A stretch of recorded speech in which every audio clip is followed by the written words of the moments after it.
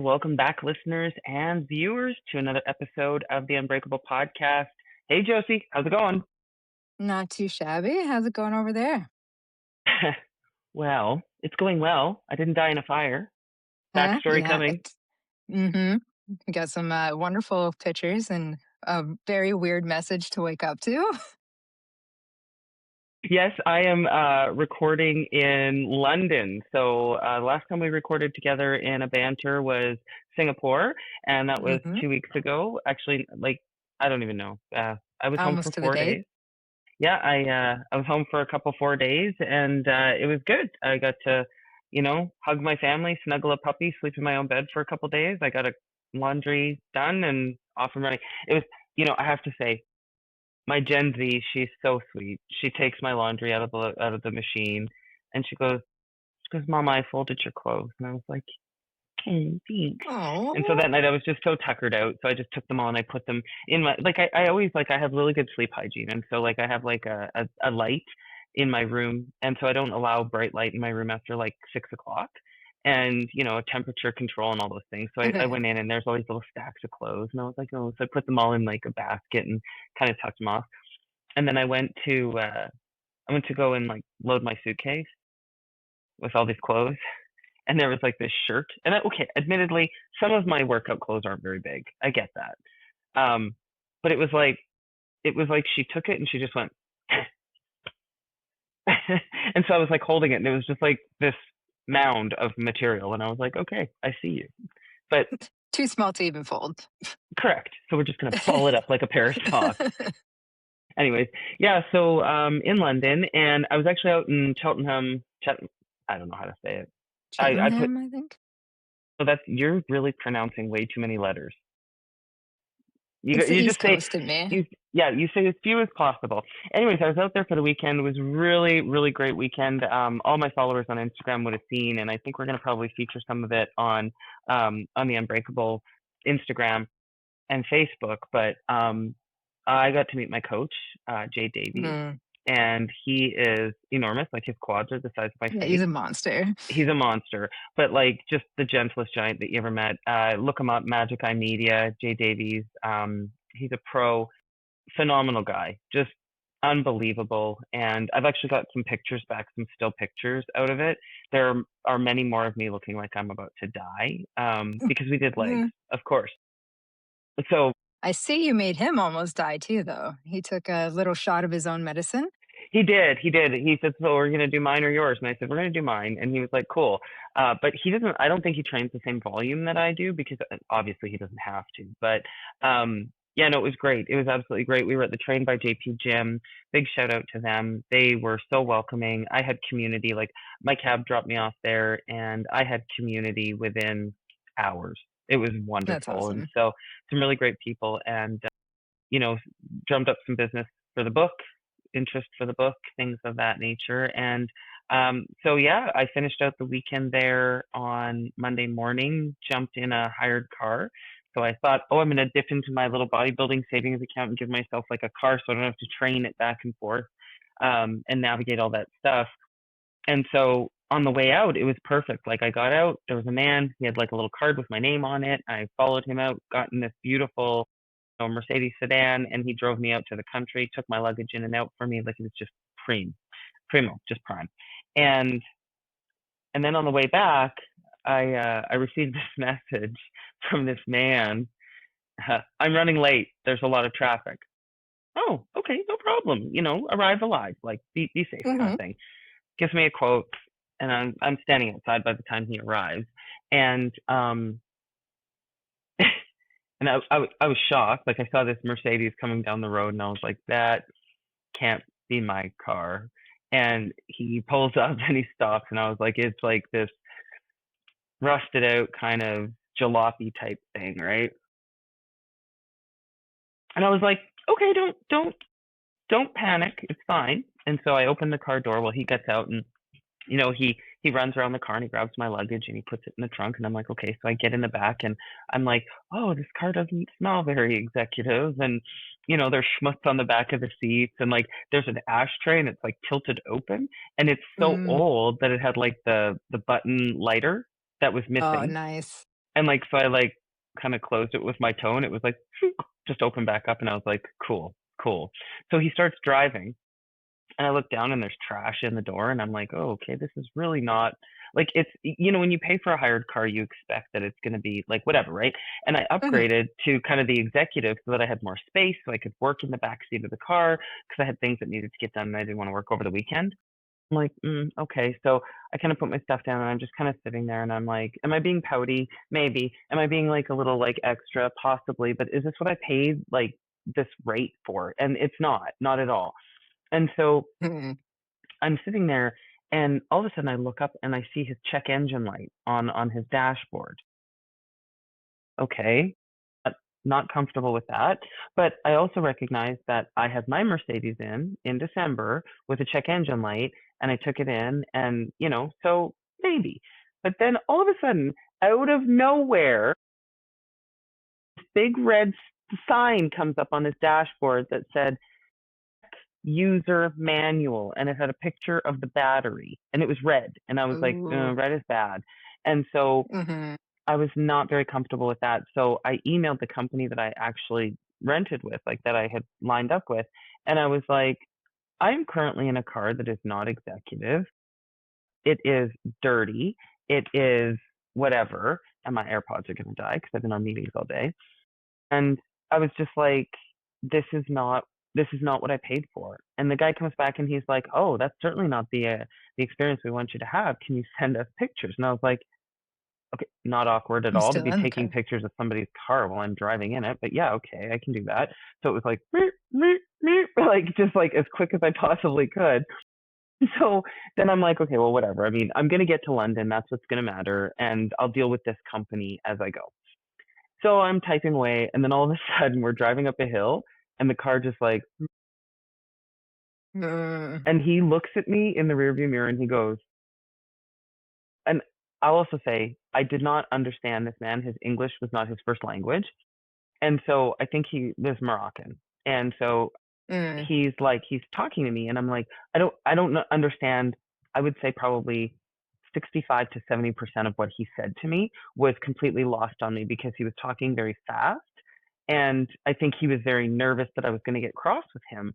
And I was just like, well, okay. He's like, my car is not got power. And Mm. I was like, okay, fine. I can see that.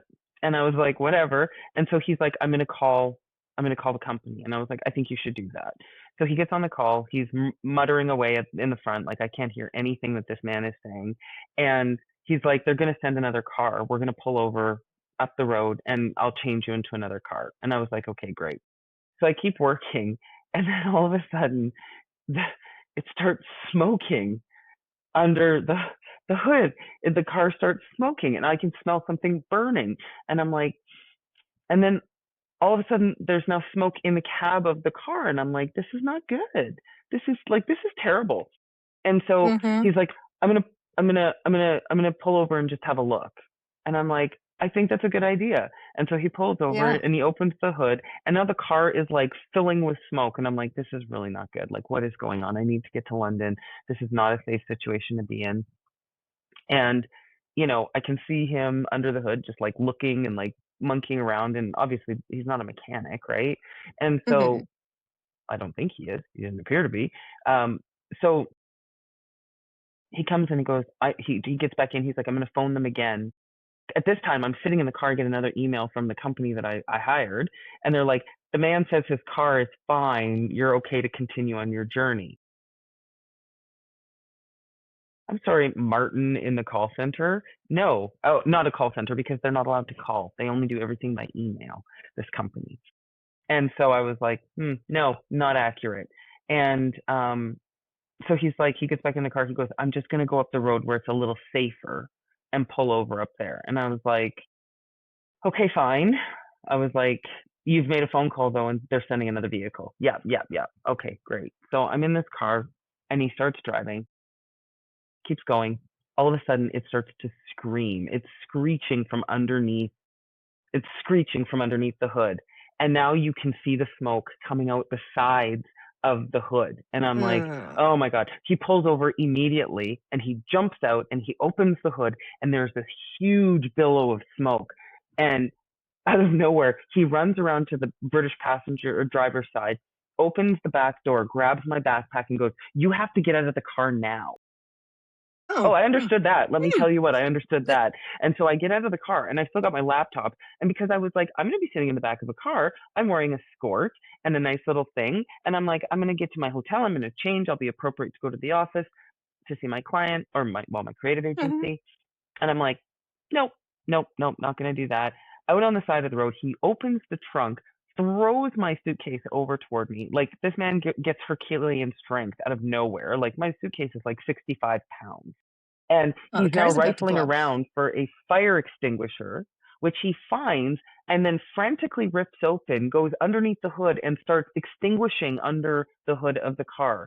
The car literally started on fire while we were driving it.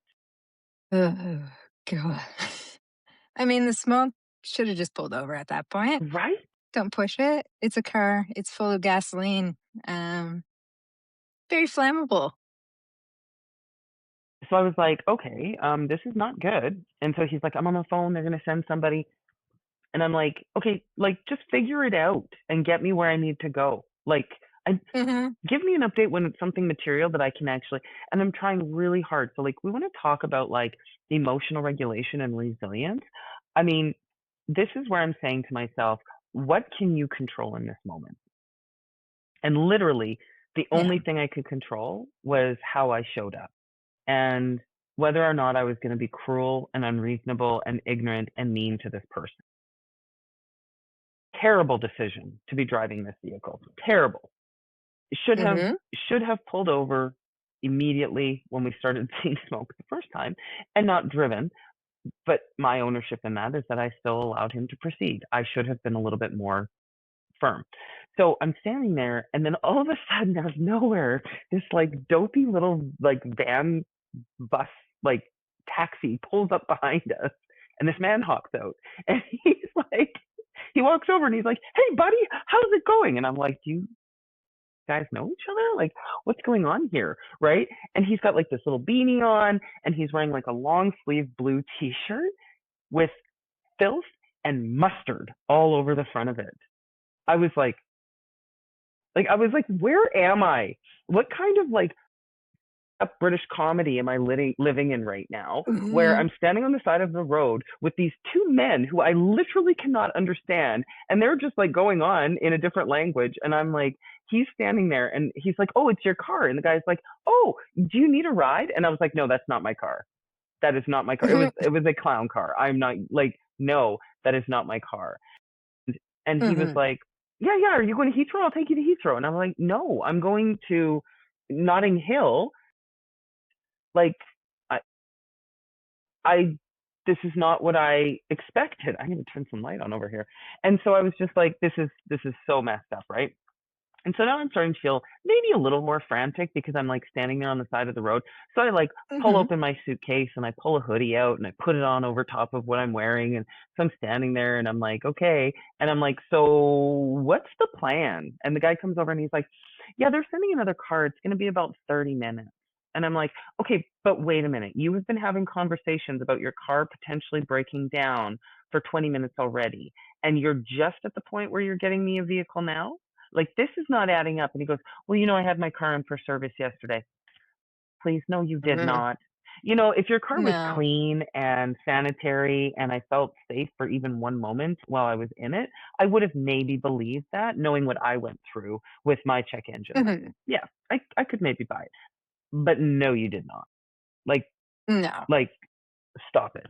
So I'm sitting there and I get now, fast forward 5 minutes, the fire department shows up. And so there are like now 6 firefighters. They've got cones all the way down the highway. They've got a guy directing traffic. They're coming and going. They're pouring chemicals on the ground. they're going in and making sure the fire is fully extinguished.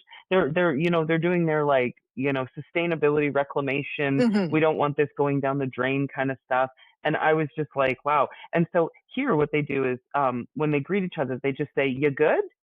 And so they're walking up to me. They're like, "You good?" I'm like, "Oh yeah, I'm fine. I'm great. Just peachy. Just fabulous. Just standing on the side of the road with a whole bunch of emergency responders, two guys I can't understand in a smoldering vehicle. They, you know, Yeah. this is exactly how I wanted my Monday morning to go." Meanwhile, I'm messaging my creative agency. Shout out to VMV Studio. They're just like amazing people. I spent the afternoon and evening with them yesterday. And so I was just kind of like, "Hey guys, just might be late. My car started on fire." And they were like, "What are you talking about?" I was like, and I'm like providing like play by plays to like you and Aaron and well, the family chat. Hmm. And I'm like, "Oh, and here's the car. Here's the guy extinguishing the car. Look at, here's the guy finding his extinguisher while it's billowing smoke." Like, because you can't make this shit up. You cannot make this No, stuff up. no. And so I was just like, this is just absolute bonkers. Like, it's just bananas, right? And so then the police show up. So now I've got fire, police, and two guys who I can't understand, and a smoldering vehicle. And I'm just standing there and I'm like, does anybody have any idea how this lady who is like the casualty to all this fuckery is going to get out of here?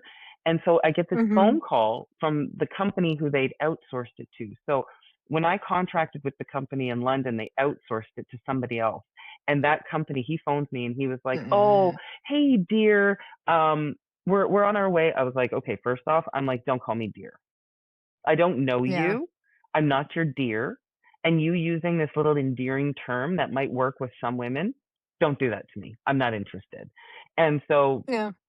he was like, "Oh," he goes, "Dear, just calm down." Oh, I And hate I that was the mm. moment I lost my said, and I wasn't.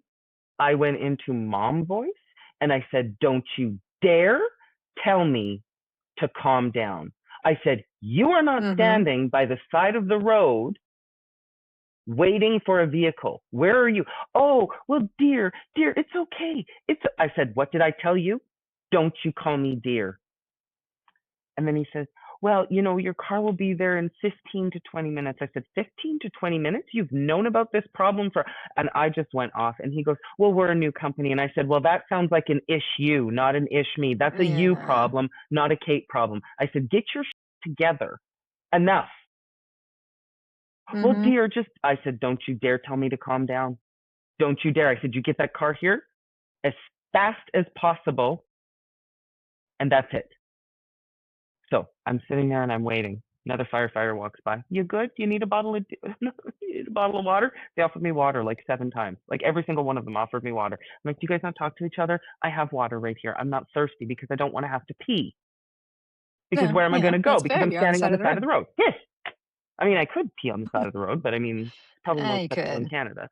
But so I'm like, this is just so ridiculous. So finally, the one little guy, he's like, he comes up to me, beanie boy, and he goes, "Just cancel. Get your money back. Give your money to me. I'll take you to where you want to go." I said, "Like, what?" Yeah, I said, that "Like, sounds do safe. you know how this works?" I was like, "They're not going to give me my money back today." I said, "These people are going to try and hang on to the money. I'm not giving you any money." I said, "Do you want to do something out of the goodness of your heart and just take me?" "Oh, no, I can't do that." "Okay, well, then you should probably go. Get out Mhm. of here. Bye, Skippy." I was just so, I was like, at this point, I was like, no. So so then the fire department comes up and he gives me a handshake and he goes, "Okay, you good?" "Yeah, I'm great." And he goes, "Okay." He goes, "I know this is terrible." He goes, we really have some issues going on around here." And I was like, "Oh, you don't say." Like governance of vehicles so that they're not driving down the road and starting on fire? That would be great.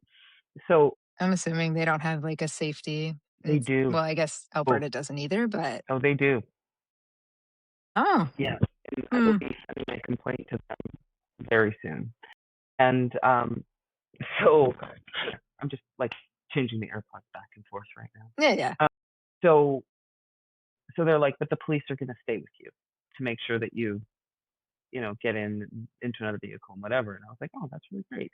And as he said that, my vehicle drives up, and so they send this Mm. giant Mercedes van with like the 3 bench seats facing forward and 2 seats facing back. Oh, It was like riding in a stagecoach. I was like, okay, well, let's just go. So we get in, and I was like, well, we're changing direction. We're not going to my hotel now because I'm going directly to my client office, all greasy and wind burnt from standing on the side of the road, or my creative smell like office. smoke. And, so, yes, I had the smell of like burnt oil in my hair. Like I was just like, I felt Mm. like the paper bag princess. And I had to do like video yesterday. So it's like, I was like, whatever, let's just go in. So I arrive and I get in, and they took really good care of me. And so, I was able to like change in like I had to like take stuff, but it was crazy because then I had to sit and do like I was doing something called behind the design because VMV has done a fantastic job helping us create our brand identity at Pixis. And, so we have everything from like a brand language to the design, and everything just kind of stacks on top of each other. And they're phenomenal humans, just really great people to work with.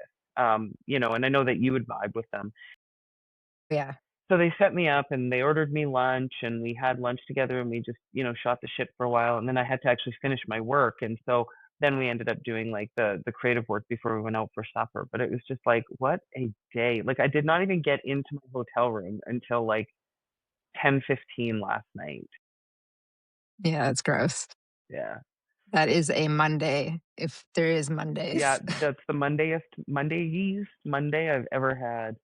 Where Yeah. well, and then today I'm sitting here on meetings, like I did some stuff this morning, and I'm sitting here on meetings, and the fire alarm starts going off in the hotel, and I was like, "What is going on?" Like one of my I team think members, that's just a sign at this point. right? Well, I had a friend of mine yesterday say to me, "Wow, you were not meant for that ride. You were still shedding the year of the snake," basically, is what she said to me. And then I finished, I finished a call today with one of my team members, and she goes, "If you see a candle, just walk the other way." She said to me. Just run. I'm just gonna do that. I told you not to take, the whole walking through the flames literally, and Yeah, it's 2 for 2 right now. yeah, she's a So, crazy. yeah. Yeah, so Yeah. wow, but yeah, all's well that ends well, right? I just kept saying to myself, this is just going to be a really great story. And I had actually reached out to the one managing director who lives in London, and I said, my car started on fire. And he goes, oh my gosh. He's like, Matt, our managing director, or pardon me, the partner who we work the closest with in like business development and stuff, was like, he's like, Matt is going to love this. It's going to be a great story. And I was like, oh, good. I'm just so glad to provide you people with fodder. Like, that's the goal. Only happens to Kate. It's fine. Ridiculous. So, anyways, here we are. We're in London. Things are good. I have a wonderful space to sleep in. It's a safe, dry, clean hotel, and all's well that ends well. And the fire alarm wasn't obviously a fire, so And there was no good fire. to go. No, I phoned down. I was like, do I need to leave? Like, is something on fire? Is this real? And he was like, no, you're fine. So I was like, because I had like my hoodie and my thing on, and I was like, do I really want to walk 8 flights of stairs? I mean, I do, because I always want to get my steps in, but Well, yeah. But at that moment, yeah, probably not. yeah, I would have called down too. Yeah. Just double check in before I, make the effort. Yeah, because it was like full bore, and then it stopped, and then it came back on, and then it went off, and it just didn't go again. And I like peeked out the door, and like all the fire doors, they must automatically close because I can't imagine they have people running up and Mm, down. Like, you know what I mean? So, they were triggered, but like there was nobody else out in the hallway, so I was like, yeah, obviously not a fire. yeah. So, the fire. So, What a week. what a week, and it's only Tuesday. Yeah, well, it's gonna be a nice week for the rest of your week. It will be. It will be. Yeah, tomorrow's conference day, and then I just get to bum around. I'm really excited actually. In During COVID, I went to Yale. I went to the Yale School of Management to just kind of upskill and get some new skills while I was everybody was on COVID break. Lockdown. Yeah, when we were in lockdown, I did two things actually. The first thing I did was I went to Yale, and the second thing was I became a paid psychic. Um, there's a story there. We'll go into it later. But one of the ladies that I was in classes with is here in London, and I reached out to her, and I just said, "Hey," I reached out to her on LinkedIn. I was like, "Let's get together," and so we're gonna get together and meet for the first time since 2020. Like we've networked and we've had coffee on video, but we've never actually met before. And what's really cool is she works for really high-end designers like Chanel. So yeah, so I'm pretty stoked to meet her. So Oh, it's a good thing you got connections everywhere. I do. It's a social network. Ah. I'm an expansionist. Oh, that's a fancy way of saying that. The networking style. So yeah, Mm, but we've made some really good strides. We've got some big news. we do. It's been actually the last 2 weeks, I'd say, have been a huge turning point for Unbreakable. But we have a book cover down, We do. and a publishing date set. And yeah, the manuscript's just kind of going through page by page, making sure it's going to look good in a book. And yeah, soon enough, people will have it in their hands. So yeah, we kind of wrote a couple things down, and yeah, it's go time. Yeah, I'm excited. It's been, well, actually, we're gone in almost a year working together. So it's been the year. Granted, our socials have come a long way. We Mhm. still put out really good stuff every week, but it's a little bit different when the book is about to be out. So we get to focus Yeah. a little bit more on that. Yeah, and people have asked quite often. I mean, and lately because we've been pushing and promoting, and the podcast is doing really well as well. And you know, I guess with the book itself, when you're on the socials, what you would see is something called first threads. And the way that the book has been written and structured is really, if I do say so myself, quite cool. Um, the Hmm. reason I mention also when I talk about, going to Yale, one of the things that I took away, like what I do when I do learning, is I take something away and I apply it every week. So I would go to a class, I would do a module, I would go to a lecture, and I would say, okay, what was the one thing that I could apply today? Because it's like I think so often my hair is driving me bonkers today, you guys. I don't know if you could tell. I had it done, and it's just like it's fidgeting and driving me bonkers. But it's like you can go and you can learn and then you can never apply it, right? You read books and people talk about theory a lot. And I'm very much a practice based person. I'm a kinesthetic learner. So I learn by doing. And so when I find a concept that really vibes with me, I take that concept and I turn it into something that is actionable. And so Hmm. with Unbreakable, Unbreakable is laid out in 6 sections. And in those 6 sections, what you have is, section one is really an origin story. Who am I? Where did I come from? And why do I have the right to talk about what I'm talking about in this book? Why do I even have a book? Right? Hmm. Section six is a culmination of activity. So when you go through the book, section two, three, four, and five all have chapters in there that are very, very story based. As you probably know, if you're a watcher of the podcast, I'm a big storyteller. I love to tell stories.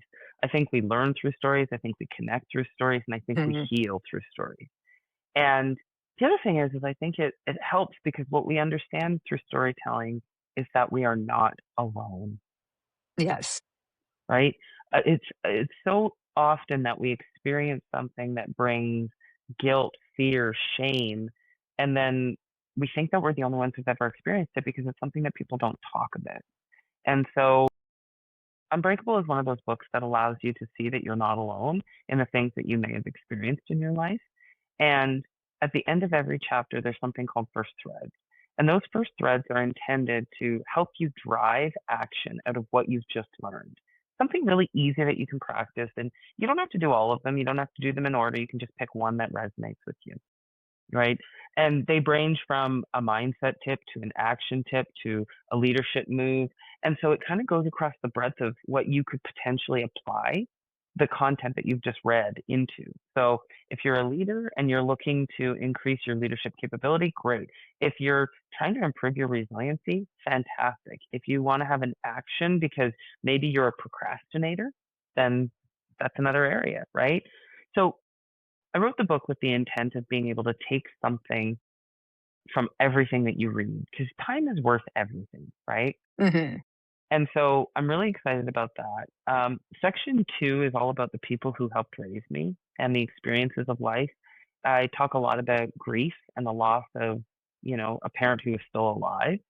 And section 3 is called The Science Behind How We Rise. And so we have citations in the book that are at the very back so you can look at the research. But the intent there is to allow you to be able to connect the scientific side with the emotional side of what you've experienced. And what I've always found for me personally is to digest the things I've experienced, whether they've been traumatic or whether they've been hurtful or whether they've been joyful, is to be able to connect them back to the science, the neurology, the psychology, right? And so that's really it's a really, really great culmination in the middle of the book, because then when you move into section 4 and 5, that's where you start to get some of the stories of the people around me nowadays, as well as some of the stories of business. And so some of the Yeah. things that I've experienced in the boardroom, things I've experienced on work sites. And, it's really exciting. And section 6 is called This is the Work. And This is the Work is a 6 pathway section that allows you to work on all of the different things from your resiliency pathways all the way through to reflection and action and moving yourself forward. So this book is it's such a powerful toolbox to be able to understand how to take it all and Hmm. apply it. And it's very human. Like you're not just telling stories to tell a story. Like I've read it through, I think, 3 times now, and this is my fourth going through while I'm doing the manuscript. But you're not just telling a story to be like, oh, look, this is what I went through. You tell a story. Some of it's actually pretty funny. Maybe it's because I can hear your voice actually telling the story. Um, and for the people that are listening to this, there will even be an audiobook. So you'll get to hear a voice while you read it or whatever at the same time. But, and then breaking it down at the end of your sections, being like, oh, okay, well, the first threads always pertains to what your story was. But Hmm. then you can go back and see exactly in that story where you used that first thread kind of. I mean, I think it's section 2 that's probably my heaviest hitter for me is you actually explained that I won't give it all away, but the men in your life that shaped who you were. Hmm. It's like, oh, I actually have people that instantly came to mind when Yeah. I was reading that in my life. It was very easy to connect to the book.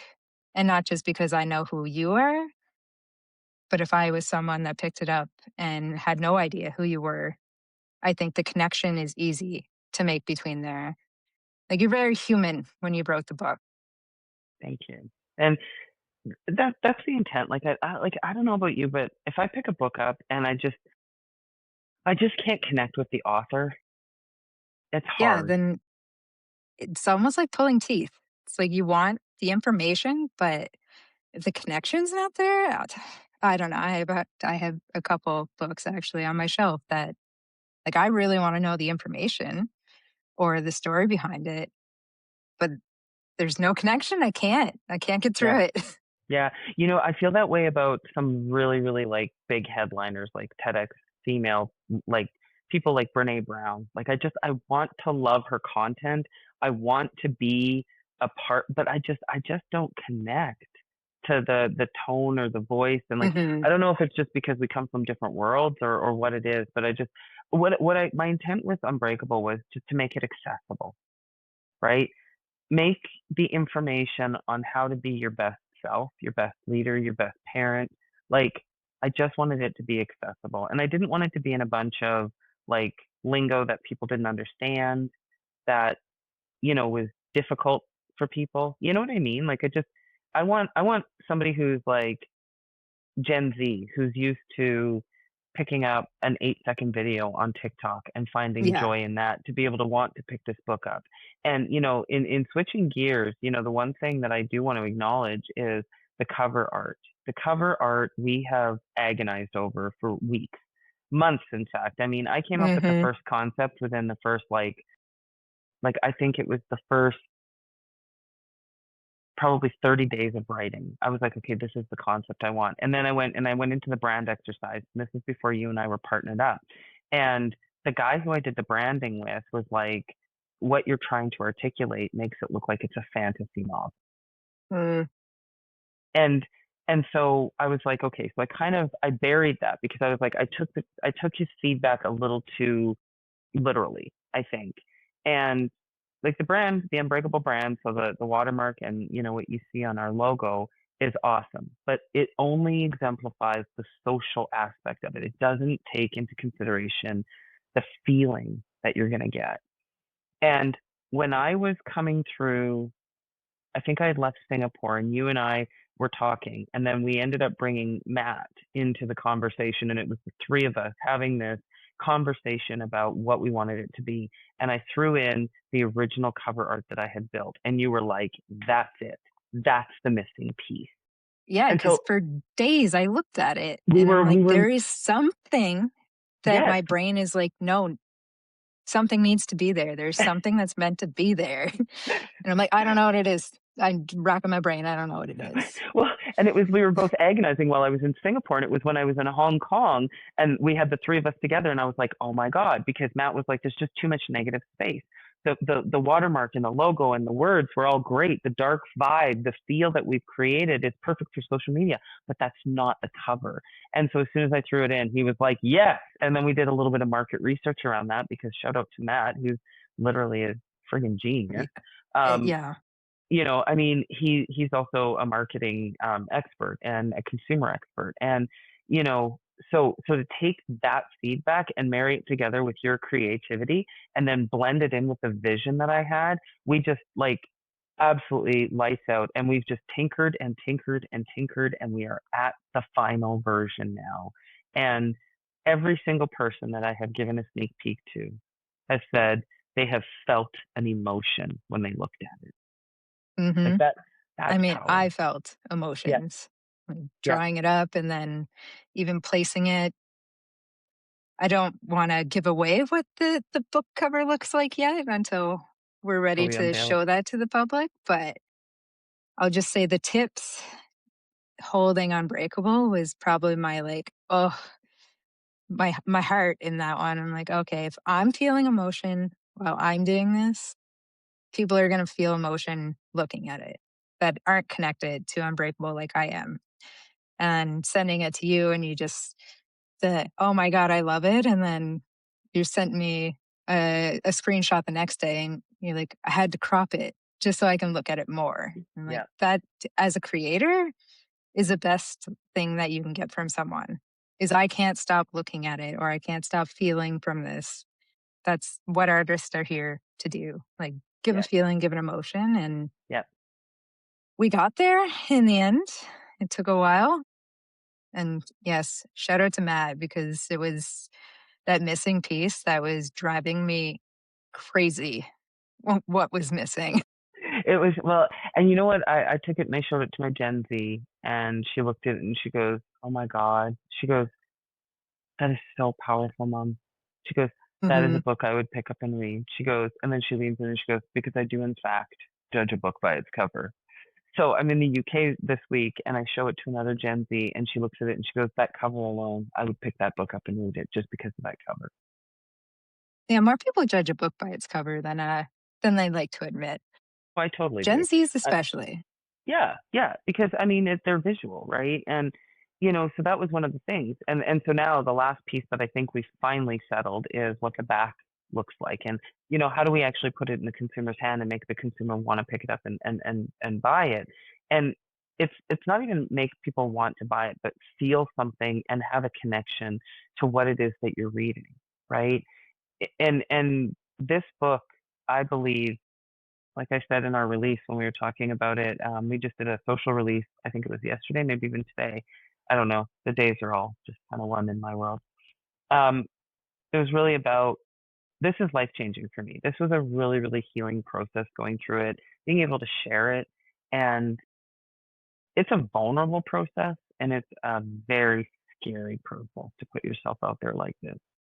So I'm excited to share it with the world. And I couldn't have articulated it and I couldn't have visualized it the way that you've laid it out if I tried on my greatest day. Like I'm just like Josie, what you've done in terms of taking it and turning it into a reality, something tangible, is just it's next level. Thank you. I appreciate that. I will try not to be too humble. Taking Yeah, compliments is hard, okay? yeah, it really is. It is. It's hard like recording a video. So Yeah, well, I made you start that a year ago, and now you can't get away from it. So, I know. Look at this, and here we are. and here we are. And here we are. So yeah, so great book update, and I think we should announce what our publish date is because this is the important part. I'm really excited to say that we are releasing Unbreakable on Amazon, Audible, and Kindle on March 16th, 2026. It will be able to be Hmm. in your hands. You'll be able to order it and consume it in a way that works for you. We are looking at options and ways that we can have it put into translation so that we can meet the needs of our very diverse and global audience. And we're really excited to hear your feedback. Definitely. So, with that, I'm just going to go and it's time for me to disconnect and go invest in myself and have a little bit of a workout, take some of this Well, emotion, go get fiery in the gym instead of fiery in the backseat of a car. don't actually do the fire thing though. Yeah, God. Let's No, keep it away from fire today. no more fire. No more fire. No more fire. If I get another picture on my phone today that it's just something's on fire, I don't know. Stay away from London, I guess. Yeah.